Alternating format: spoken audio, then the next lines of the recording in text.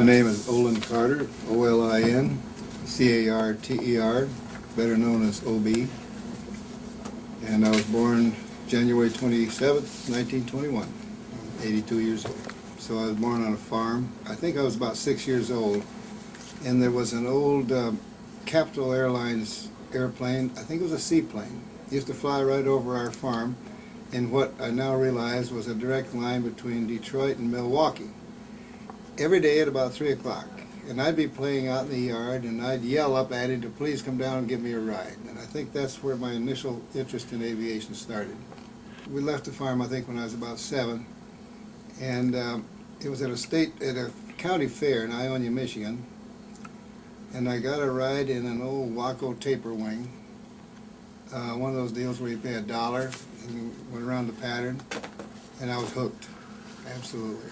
Created the Civilian Pilot Training Program, CPTP they called it, and I was very fortunate to be in the very first year of that program, in which we got a private license. So actually I had a commercial license before I ever went in the Army Air Corps.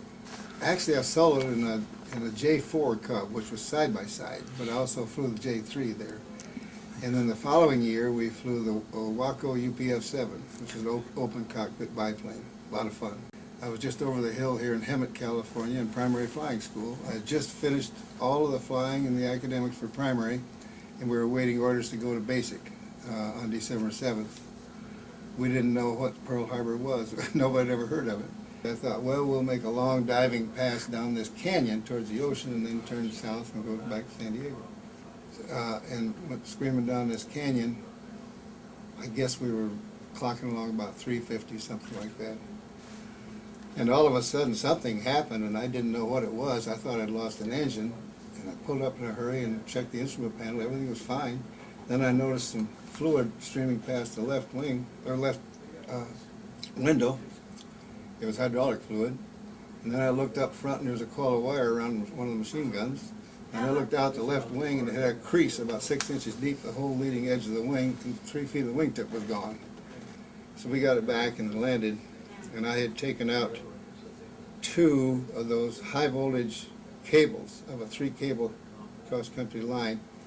There were no towers. The towers for this cable that I took out the bottom 2 cables were on the mountaintop on either side. And it was a 900-foot span at the bottom of that span. So that caused a little problem. I finally got out of that. We want highly motivated volunteers for a mission, and we can't tell you what we're going to do. Everybody wanted to go with us.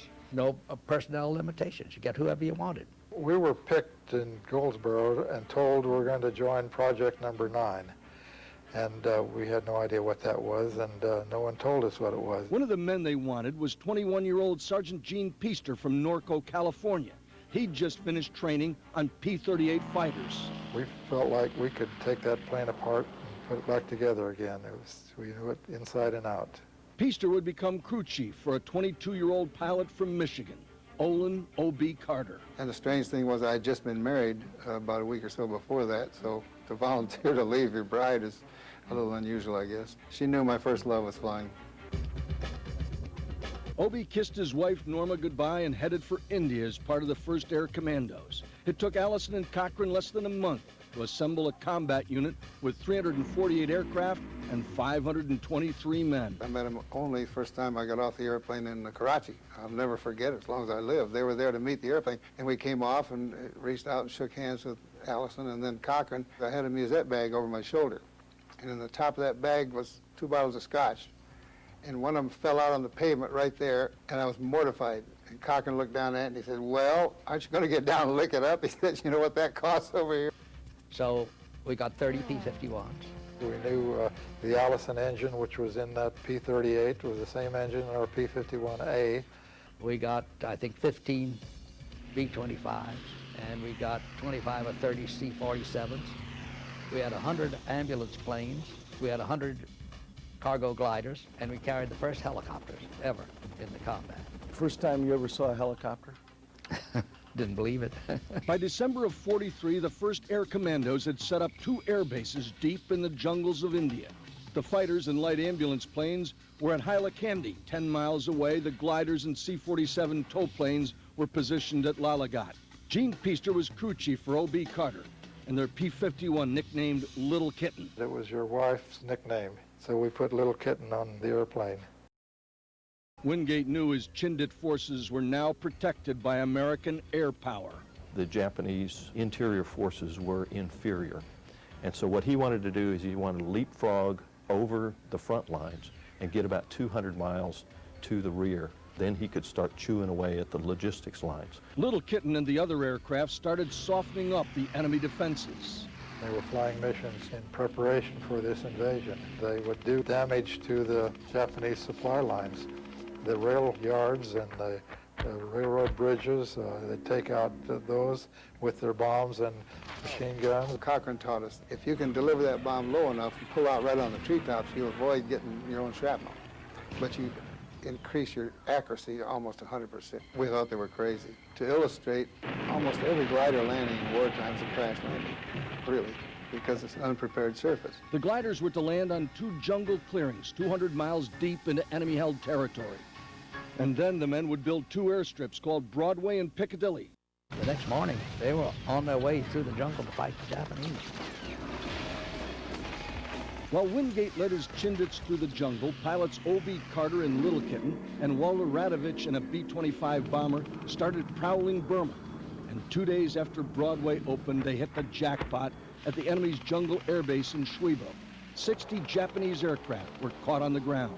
It was like shooting fish in a barrel. We cleaned up on that base. We almost ran into each other. It was so exciting. When we send our planes out on a mission, crew chiefs don't have anything to do.